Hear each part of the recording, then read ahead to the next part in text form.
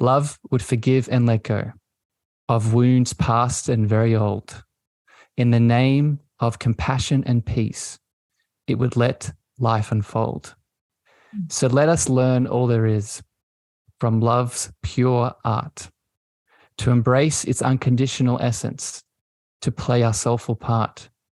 For in the face of darkness, we can choose to let love prevail.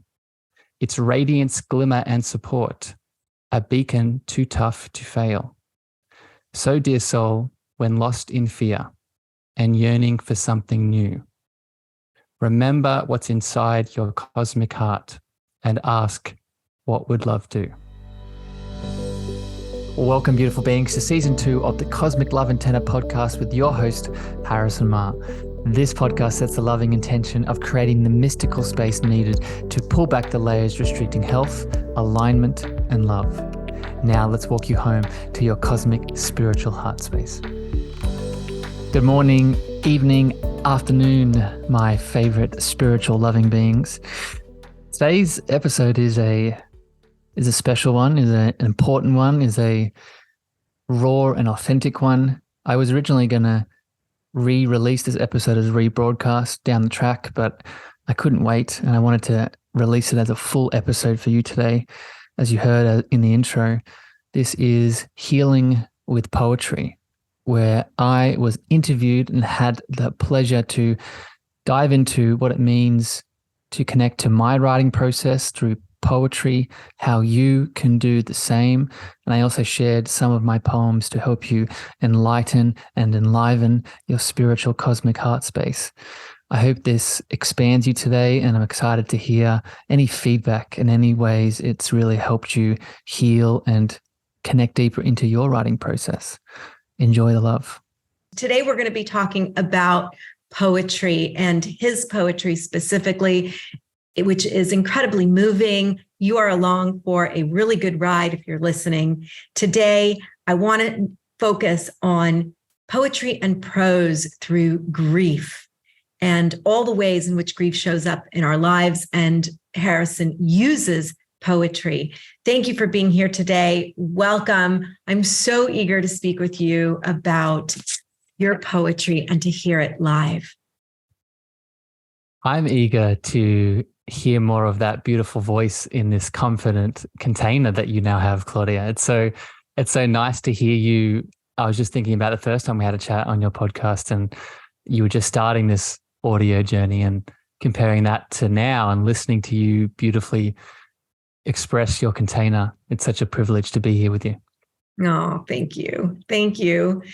So I want to talk a little bit about my experience of your poems because I follow them online and I follow them word for word because I'm interested in hearing how your experience is evolving. But of course, like all poetry, I'm interested in the resonance that they create. So I want to say just for our listeners that the ancient Greeks created the elegy. And that was an ancient form of poetry that was often used to express one's loss or serious reflection. And I've noticed this theme in a lot of Harrison's poems, which is why I've invited you. So from the top, wondering if you could start before we get into any questions by reading one of your poems with us. I'd love to. And I'll just start by saying, Claudia, that this poetry, and we'll talk about this later, I'm sure, but this poetry is quite new to me. Like I've only recently been diving deeper into this side of my being. So I guess I just want to share some gratitude at the start of this before I get into them for really holding me in this space and everyone tuning in for listening to what these poems are. So the first poem I'm going to share centered around grief, just to give a bit of context with it before I dive into it. I've noticed in my emotional expression on a day-to-day basis, towards the end of the day is often when a lot of my shadows, not just grief, but everything else that's heavy in resonance likes to express itself. And that was really the theme and the motivation for writing this poem. So this poem is called Shadows at Night. In the depths of night, when the stars align, my emotional shadows begin to entwine. They creep and crawl, from the corners run deep. A haunting chorus, in silence they seep. Like phantoms dancing in the moonlight haze, my hidden sorrows emerge from their maze. They whisper softly in voices so low, unveiling secrets that only I know. Each shadow carries a burden I hold, a fragment of my heart with stories untold. They tug at my soul with relentless might as I grapple with memories throughout the night. The shadows of loneliness is one that holds tight, a companion in darkness till morning's early light. It chokes my spirit with a melancholy embrace, leaving me longing for a lover's soft grace. Yet amidst these shadows, a flicker of hope, a glimmer of light that helps me to cope, for in the darkest shadows, courage opens flight, and I find the strength to conquer the night. With each passing hour, the shadows let go, the power diminished as morning sun begins to glow. I rise with resilience, a warrior anew, holding my shadows in my heart held true. For in their depths lies power and insight, lessons learned in the depths of midnight. So I'll face my shadows with heartfelt shine, loving their presence as a gift pure divine. Oh my goodness. Oh my goodness. You've left me speechless. Truly, truly just deep and moving. And tell us a bit about that poem.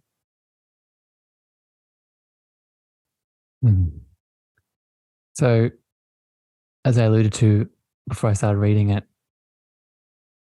this has been a phenomena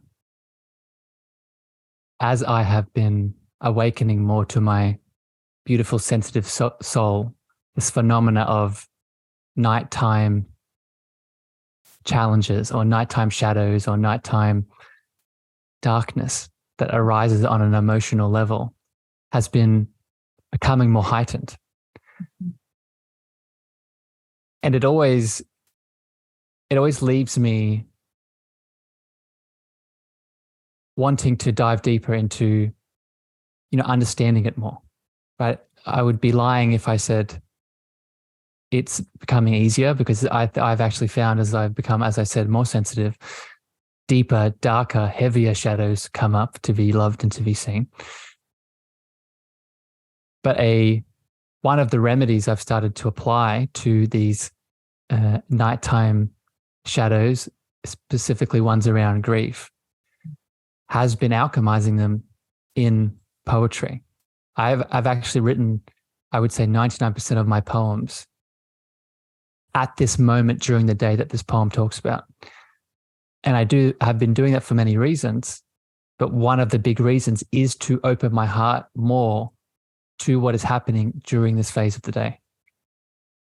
Yeah, I think that's pretty fascinating. And I like the way you put it, which is to be loved and to be seen. That is the reason that they are really surfacing within you. And so lyrically, I think, and so naturally, is the way that you put them, because you're not just writing one poem here or two. I mean, these are really coming out of you in bulk. And we're seeing so much of them online. For those of you listening, I really encourage you. We'll be plugging his Instagram, Facebook, and all of that toward the end. I encourage you to follow them and read his beautiful poems, because what I'm interested in is, as you talk about the fragmented heart and you talk about the day and the night, I want to acknowledge something. The first being how incredibly beautiful and important it is that you are sharing here publicly what that process and that experience of grief is for you, in that specifically it comes at night. And we get to hear through your poem about that fragmented heart. And now we get to hear a little bit about the alchemy of those feelings in order to rise into being seen and being loved. So, as you explain to us this process, take us a little deeper into the time when you're writing. What's going on for you then? I would say a big part of it is the pre-alchemy. Ooh, tell us about that. What's pre-alchemy? The pre-alchemy, because you make it sound, and I know you don't intend this because you very much know what this work is, Claudia, but I think people listening in could mistakenly hear this idea of emotional alchemy or shadow alchemy as, oh, that sounds lovely. It doesn't sound easy, but it does sound like a process that I could do. But what we overlook in that understanding is, what are we doing before we even get to that stage? What's happening for the individual soul before they get to that stage of actually alchemizing the shadow into the light and pulling out the gem within the shadow? And for me, that's a big part of my writing process, has been really learning to accept and surrender and allow myself to be feeling all the feelings. And another way I would describe this is, when we feel a shadow, a heaviness from our past, often it's not just an emotion, right? It's also a story of judgment, unworthiness, guilt, shame, not enoughness, fear. And a lot of my writing process is really just surrendering and accepting myself through that, even before I even start to write. And then another stage of it is moving through the stories that exacerbate from there, connected to writing itself. And what I mean by that is, if you had asked me this time last year, even this time at the start of the year, if I was a poet, if I would be writing anything, I probably would have laughed internally and replied with a very definite no. So it's not just a moving through of stories, general stories of unworthiness. It's also moving through stories connected to the writing process itself of, I can't write, I don't know how to write poems, what is the structure of all this, etc. Well, I have to say, you're always 10 steps ahead of me. Part of the intention of the question is really to help people hear and understand how you came into this work, and to help people move away from this idea that this has to be your high school, college submission paper, where structure, grammar, and punctuation really are going to drive the process. But instead, to invite a very organic, a very natural process of the way the mind flows creatively, and more than creatively, in a way that really feeds all of those things that we are talking about, bringing into our feeling of all the feelings. So I'm wondering if you can speak a little bit to this idea of, I didn't think I was going to be a writer, to becoming a published author, and truly a real poet. Yeah, I hope you're letting that sit for a minute. I really do, because it's grand. And taking that into inspiring people to come from a place of letting go of structure in order to use this medium. Well, I kind of I want to push back a little bit against having to let go of the structure, but I'll come back to that, because I've found that that's actually been a small key to allowing me to do all this. But I'll come back to that, and I want to speak to the evolution of author and then now writing as a poet. At the time of this episode release, about a month ago, it's funny, it feels like so much longer, but about a month ago, I released my first book, and that whole process was in itself a revelation and a revealing of author, poet. These are labels. And at the end of the day, we decide whether we are worthy to place them on ourselves. But we spend so much time thinking it's the other way around. We spend so much time that thinking that there's something outside of us that we have to appeal to, that we have to do the thing to then be worthy of putting on the label of author, poet, etc. So for me, a big part of my poetic expression came through the breaking of the illusion that I wasn't a writer or an author, full stop, right? And then I just, again, this key of I surrendered and let go. And this, I think, is connected to your question of letting go of structure. Right? I did in this reference, in this context, I did let go. I did surrender of what I thought I was, and for a moment, gave myself permission to ask, what if? What if I could write a book? What if I could publish a book? What if I could write poetry? And it's kind of a trick question here, but it's almost like I created my reality from that perspective change. Mm-hmm. Absolutely. And I think that it takes a lot of courage to put yourself out there in the way that you do, which is your writing is revealing. It's emotionally laden with absolute truth about who you are. And although we can't decipher all of the stories exactly in your poetry per se, or in your book, because they're really pieces that are there to serve as lessons. It's not an autobiography. There is something incredibly poetic, both about your writing, now that I think about it, and in your book and in poetry. And when I refer to this idea of structure, it's not just grammatical. It's not just the structure of an elegy.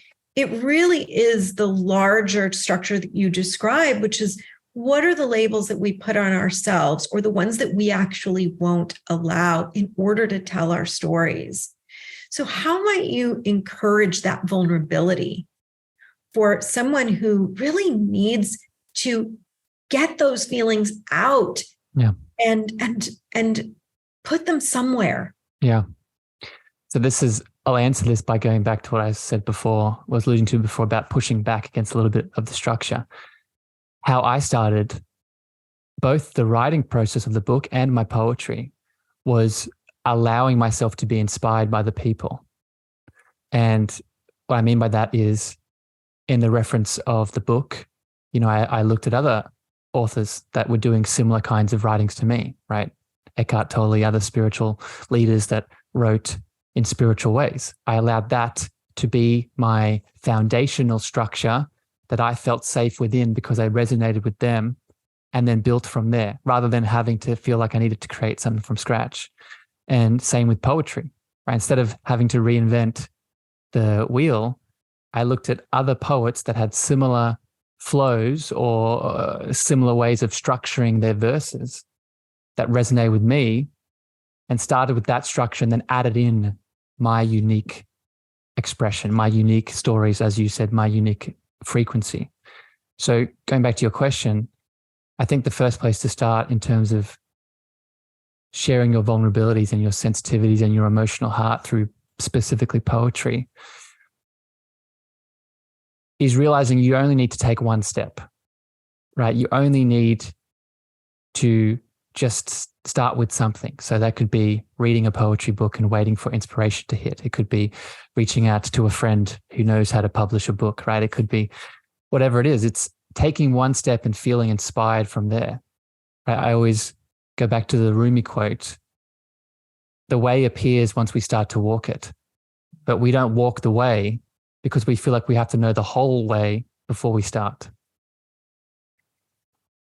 Beautifully said. And I want to speak to that a little bit, which is for people that are interested in journaling and writing and doing it creatively, I want to say that there is an extra element, which if you're interested in taking that vulnerability further in order to feel supported, it's to share that voice with someone who's trusted. If that happens, then I think that foundation really can be supported so that that voice is amplified. And I'm wondering if you can talk about some of those supportive voices in your life. Yeah. Well, you're one of them, Claudia. but I'll speak to the phenomena in general and how it sort of can support someone. I'll share a quote, one of my favorite quotes. See how fast I can give it up, or I can try and memorize it. But it's from Neville Goddard, and I'll paraphrase it. Your world is made of two things. It's made of your conception of yourself and your conceptions you place on other people that are simultaneously not theirs, right? So your world is made of your own conceptions / stories, and the stories that you project onto the people in your world that they're not projecting onto themselves. They're projecting something completely different.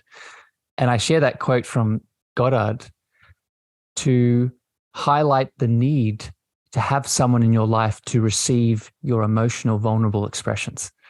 Because if you're like me, you're most likely in the writing process telling yourself stories that aren't true, telling yourself stories that this poem is horrible, I don't know how to write, this will not impact anyone, this does not even make sense, all these things, where in reality, what you're writing could very well be one of the most impactful things you've ever done. But you won't allow yourself to see that if you're staying in these limiting stories. So what someone outside of you, specifically someone that loves you, that has your best intentions on their heart, they're going to help you see through your shit. They're going to help you come back to what the real reality is. And it's that authentic state of love that you wish to express through the poetry to begin with.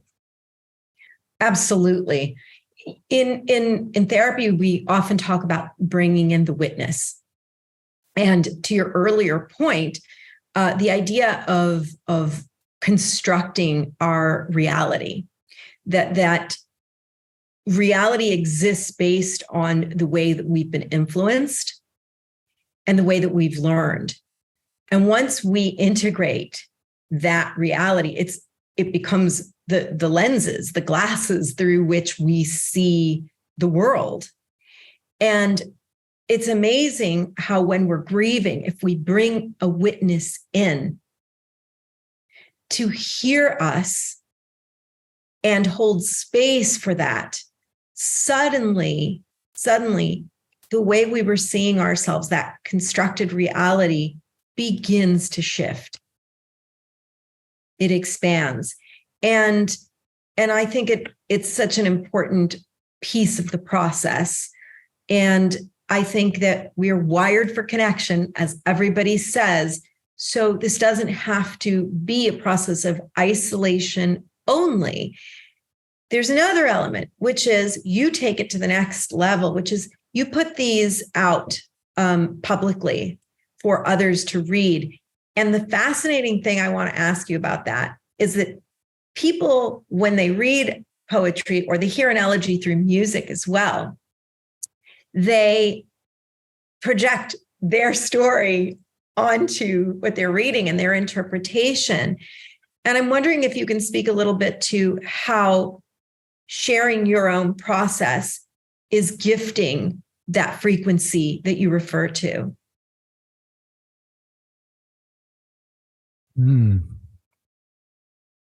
Well, I think the first thing I've noticed in terms of how people are responding to the poems is they feel that resonance of love behind it, right? You said it at the start. These this applies to any creative act, but let's just keep it within the poetry lens.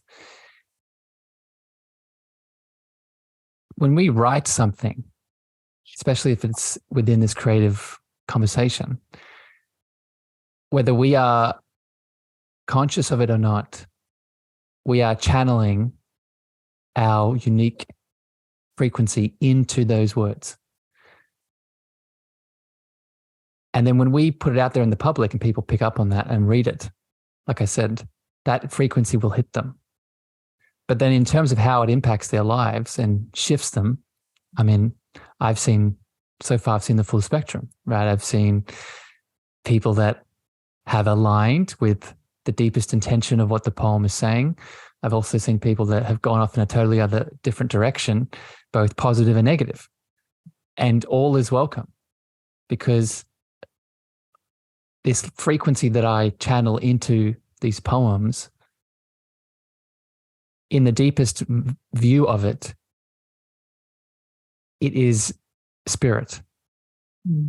And that spirit moving through me and then being picked up by the person that's reading the poem has a mission that will always be beyond what I, as the mind, as the individual, could ever perceive it to be. So who am I as the individual to put a box on that?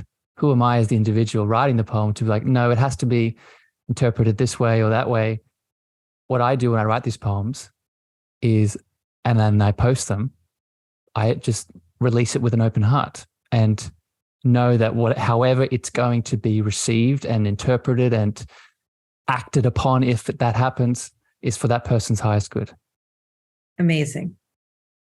Really, really amazing. Because that really, I think, helps us to see the entire process through into that alchemy. Mm-hmm. And you said something that I don't want to spend too much time on, but I want to make sure we address that is really important. I put it out there with an open heart and I receive all. And that's fascinating, because here you are channeling your pain through this beautiful lyrical pouring out of spirit within you. So it does two things, right? One, you're processing. The other piece is, this is your divine connection. You have found a way of doing that. And then you share it with the world. And then you welcome all. So there are two parts to that. I don't want to spend too much time on the first one, but I want you to address it for our listeners, because I love working with writers, and this is a huge question that comes up. Welcoming all includes people who will have reactive, negative comments or experiences or reactions.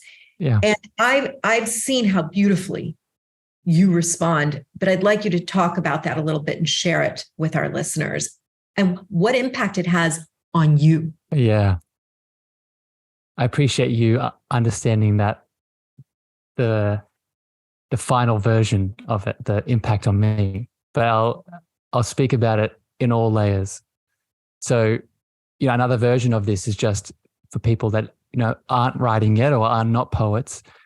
This phenomena would be as simple as getting any kind of troll comment or negative comment on a social media post, right? I think we've all experienced this, whether we are writing poetry or not. We've all experienced this flood of negativity towards us.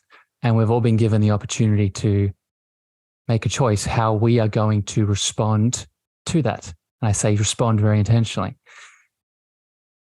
So when you respond, as you're saying, as I do, I'm not perfect at this, but 99% of the time I try and do this. When I respond with love to that negativity, the first thing it's doing with the open heart is it's planting a seed. Right? When we're in reaction, let's embody that person for a second, and they're reacting to our content. They're being triggered, right? Their shadow is coming up. We've all experienced this. So when we respond to that with our love, they're not seeing it in the moment, but we're planting a seed of love that they may feel into later, right? And I've experienced that, right? I've reacted, and then a day later, an hour later, however long, I've thought about the thing that that person said. So it's a seed of love that you will never underestimate how much potential that has for change in them. But what you are alluding to that I want to speak to is the biggest part of this is when we respond to an external piece of negativity with love that we are being triggered by, which most of the time we are, right? I get triggered by the negative comments. As amazing as I am, I'm still human. I get triggered by all the negative comments. When I respond with love to that negative comment, to that external person, what I'm doing at the deepest of levels is I'm also giving myself love. Specifically, I'm giving the piece of me that's reacting to that negativity love, right? I'm opening my heart externally to the world to say I am open to loving all that comes at me. But what I'm deeply and most fundamentally doing is I'm saying that to myself. I'm saying, going back to my poem at the start, I'm opening my heart with unconditional love to all the shadows in whatever form they take. So beautiful. So beautiful, Harrison. And for all our writers and aspiring writers out there who have that internal critical voice, let alone, right, the external commenters who are there, I think that oftentimes there's a barrier that keeps them from putting out their process because it is so blocked by these potential people who will bring up that trigger. I love that you said it gives you the opportunity to lovingly respond to that part of yourself that is injured by the comment. So I want to validate for a minute the incredible insight of that response for people, because it's really, really profound.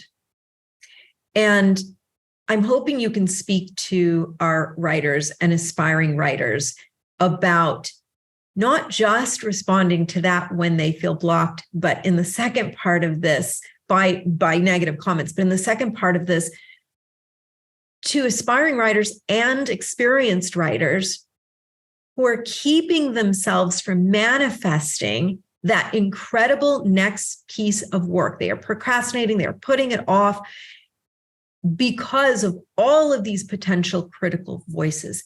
How do you love into that? Mm-hmm. It's funny, this was coming through even before you started talking about it. So I know that this is the answer here. A part of it is realizing that you are on no time frame. You are on no expected outcome.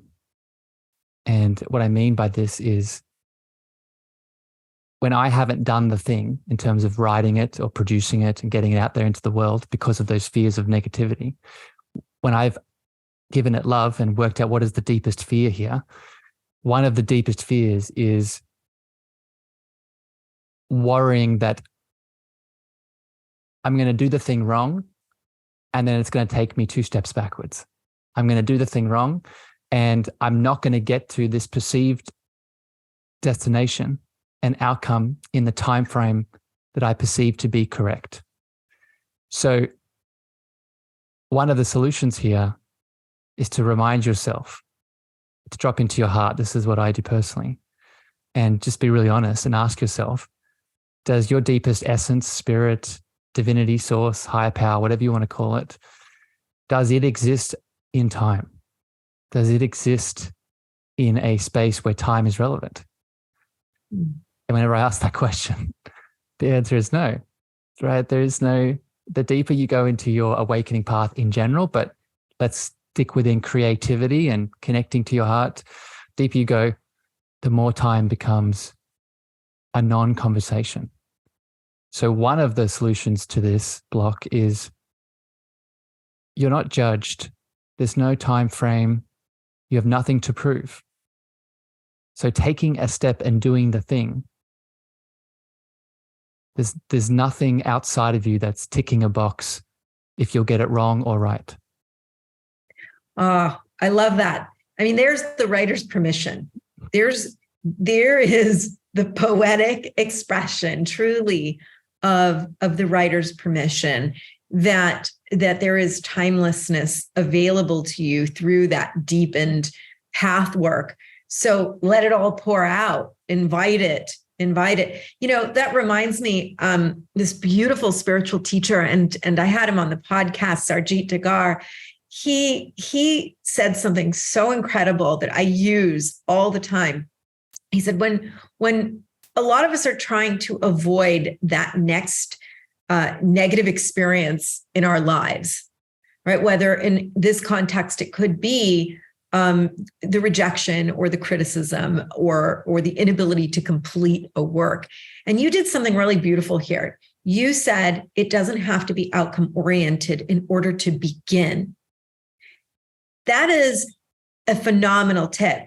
And Yeah. Sarjeet added something really powerful that I want to bring here. He said, rather than wait for the next conflict, I'm riding the good wave, and I'm paraphrasing Sarjeet if you're listening, but rather than ride the next wave of good to prepare yourself for the next negative thing, he said, I welcome it all. Bring it on. Yeah. Bring me the lessons. And I think if you can embrace that, because the lessons are coming no matter what, right? If you can embrace those lessons into that piece of your poetic expression and your writing, wow, the whole world opens up.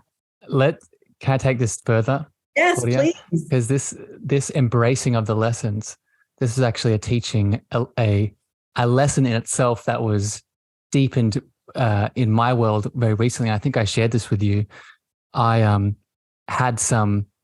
I did have some negativity come in, not from my poetry, but from my book.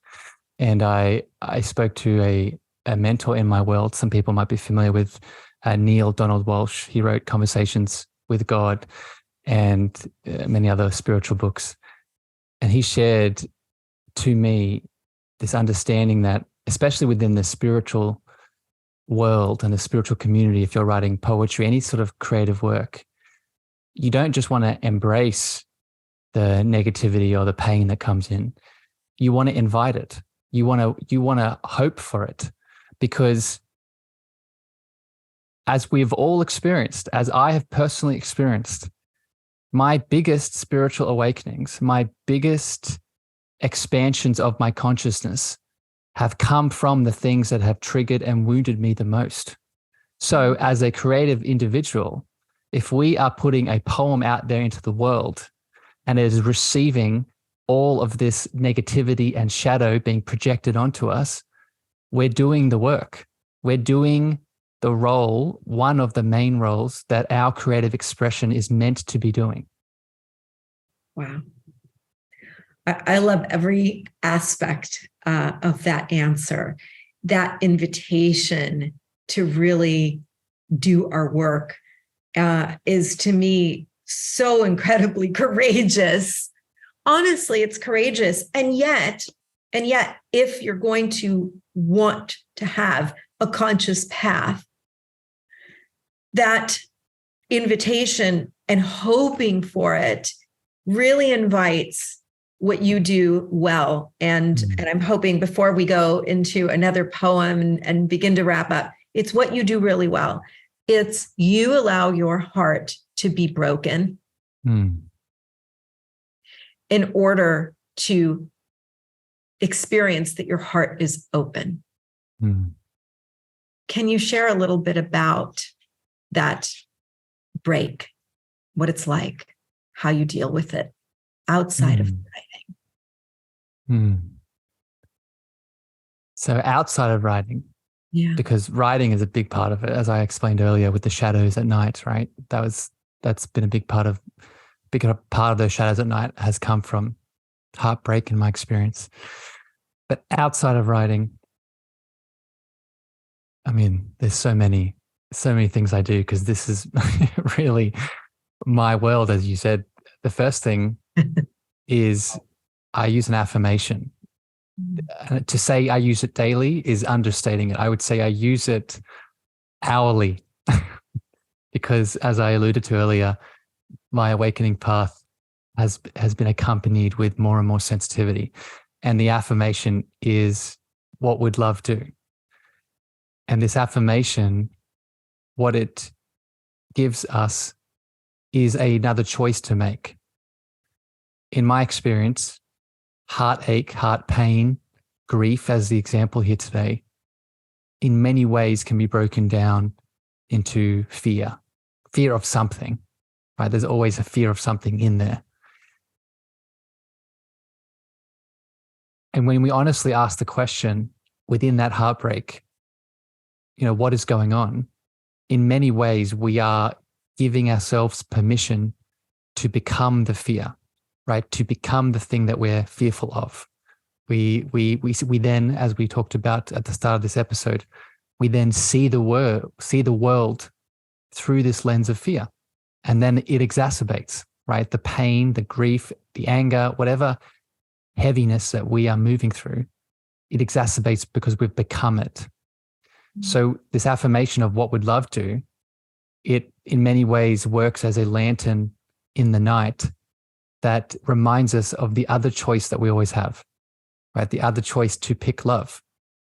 And very practically what this looks like is in the moment where, I'll just be super raw and give an example.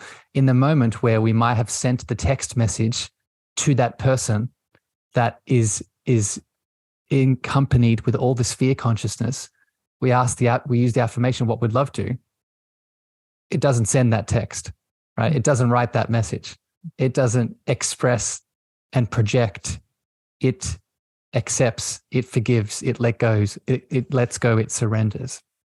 So, I mean, there are many other practices I could give, but that practice and that affirmation and that embodiment of love, if you can get that down, it will shift your reality. Wow. So what would love do as your lantern of light in the night? There's another poem prompt. It sure is.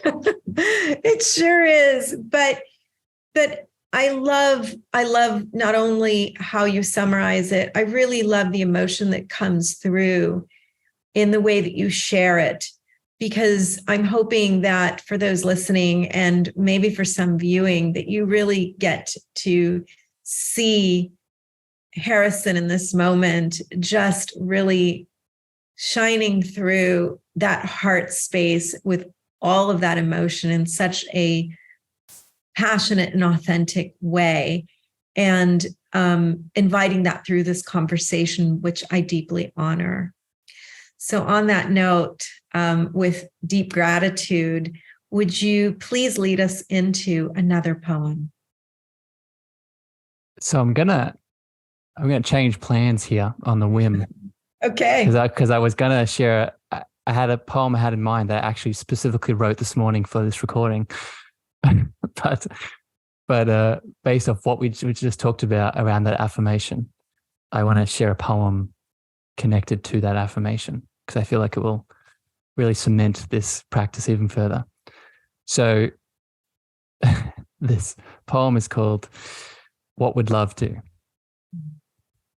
In this earthly 3D dimension where hearts and souls converge, where emotions move and express and all our passions want to surge, a question lingers softly, confident and divinely true. When stuck in my deepest fear, what would love do? For love is the beacon in the darkest of darkest nights, a force that propels me forward, inspires and ignites. It whispers from grace and oneness with a tender, courageous plea. Embrace compassion and acceptance and set your heart free. Love would mend the broken, heal all from attack, embrace all the lost souls, no matter what's paid back. It would bridge the gaps that divide, created from all this confusion, with relentless understanding, empathy, and created loving fusion. Love would kindle vibrant flames, inspire our cosmic dreams, illuminate paths with hope, allowing all that wants to gleam. It would shelter fragile hearts from gashes and deep, deep pain, nurturing growth and abundance like gentle drops of rain.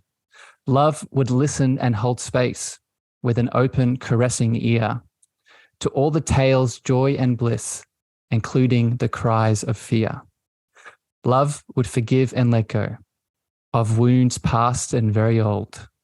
In the name of compassion and peace, it would let life unfold. So let us learn all there is from love's pure art, to embrace its unconditional essence, to play our soulful part. For in the face of darkness, we can choose to let love prevail. Its radiance, glimmer, and support, a beacon too tough to fail. So, dear soul, when lost in fear and yearning for something new, remember what's inside your cosmic heart and ask, what would love do? Oh, Harrison. Thank you. Thank you very much for that. Incredible solace that is offered through that incredibly beautiful poem. And there's another piece for our listeners here, which is you've answered what love would do. And I just want to share that poem far and wide, because I think there are so many people that are grieving through many things in their lives. And it isn't just about having to write, it's about reading poetry as well, allowing yourself to experience it, not having to have the correct interpretation of it, but simply to enjoy it, to experience whatever is offered in its intention, to bring your own intention to it, and to let it be lovingly. So thank you for that amazing gift that you've shared here today. Is there anything else that you would like to add? Any gifts of inspiration, or perhaps any questions that you would like answered for you?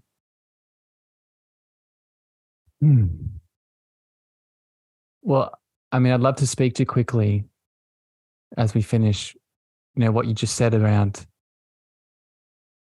the poetic act being the permission to emote.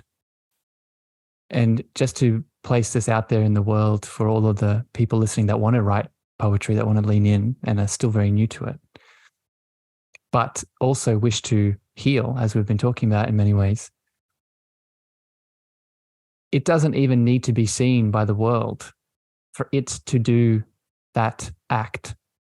And what I mean by this is, it's not just the writing I've experienced as I just read that poem. It's not just the writing of the poem that is an emotional release and emotional alchemy, as we've discussed. It's also when you allow that expression to move through your voice and you reread the frequency that you've transmitted. And this is a test in itself, how you know that you're writing something from a divine source, your deepest source, is if when you reread what you wrote and you have that emotional reaction, or you have a expansion, or you have a release, or you have a permission to express, then not only does it tell you it's coming from a higher source within you, but it does the thing that you want, right? Whether it's crying, whether it's letting go, acceptance, surrender, compassion, maybe some anger moves. So I wanted to share as we finish, even if you share none of your poetry with the world, that is not needed to get the healing process out of it if you desire it. Thank you for saying that. Absolutely. Absolutely. I think that path can be so individually honored. That said, I am so grateful that you were sharing that process here with us and with me today so that we can all receive the gifts that you offer through your own personal path of healing. So on that note, I would like to invite you to share the poem that you intended for this morning and this process so that we honor this in full circle. I was waiting for you to ask. I guess you're going to ask me. Yeah. So I just want to share a little bit around this poem first, because I think the context, while we are all individual around how we'll interpret the poem, right, as we've expressed today, I do think we are human beings that we open our hearts to stories, right? So if there's context and story to the writing process, it helps us go deeper. So this poem was connected to this theme of grief that we're talking about today. And one of the stimulants and triggers of grief that I've noticed in my world is when I have unconsciously projected my way of loving onto another person and then attached my sense of worth to that expectation that they are going to love me the same as I love them, that they are going to hold me in the same way that I hold them in my love. And when they didn't do that, grief was the very least of the things that it brought up. So this poem is called Unique Way of Loving. In a world adorned with love's sweet symphony, I stand proud, embracing my own melody. For my way of loving is unique, all to me, a soothing blanket woven with soulful authenticity. I love like gentle whispers, of Gaia's own breeze, softly caressing hearts, not waiting for a please. In peaceful moments, I offer solace and beautiful divine grace, a sanctuary where souls can find their rightful, peaceful place. I love like the radiant colors of a new rising sun, painting the sky freely, yet only just begun. With vibrant definitions, I illuminate the path, guiding hearts through darkness with a childlike laugh. I love like a river, flowing with no restriction, with depths unknown and mysteries awaiting, pure divine distinction. I love like a wildfire, fierce and untamed, igniting all hearts, leaving nothing unclaimed. With a burning intensity, I'll want it all and consume. Despite the love differences in others, I'll forever be in bloom. I love like a poet, with words as my graceful art, crafting verses with resonance, leaving awakening in my part. With metaphors and phrases, I'll emote and express.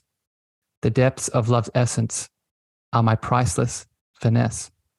For my way of loving will be forever unique to me, and I'm proud of its beauty for all the world to see. So let those marvel at love's grand array. Embrace your own expression and love your own way. For in this cosmic dance of love's endless flight, your special way of loving will be your shining gift so bright. I love it so much. I do. Thank you. That is so incredibly beautiful. And I want to just take a minute to really acknowledge the depth of you claiming the uniqueness of how fiercely you love. And I really want to call that out to you as your friend and colleague and all the things that we get to do together in our lives. loving in a fierce and untamed way takes incredible amounts of courage. And it is unique because so many of us are bound by the ways in which we've been told to love. And you give yourself there and gift us in return this amazing permission to fully express, not by the rules, not by the games, not by the social mores of how love should be expressed, but by intensely, fiercely, wildly being all of who we are and loving ourselves through that and finding a partner who loves that back. So thank you for allowing me to be your spiritual partner this morning, to be a witness to your process. I love you, my friend. As always, it's such a blissful, peaceful experience being held. So I receive all the love, but this is a beautiful dance. So thank you for being the mirror and the partner that you are. Can't wait to do it again. You too. My love to you. Thank you for listening to the Cosmic Love Antenna with me, your host, Harrison. If you gained value or this episode hit your heart, please remember to share this out with a friend, a family member, or a lover. You can also leave your love over on Apple reviews and Spotify star feedback, and this helps me spread my frequency to more souls in need.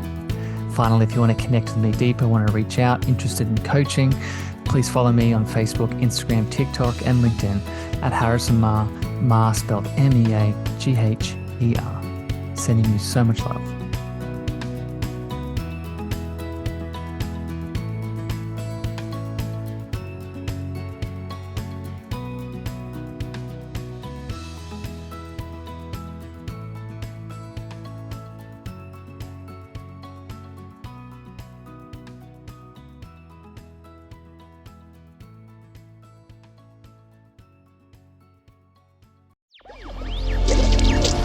Electricast.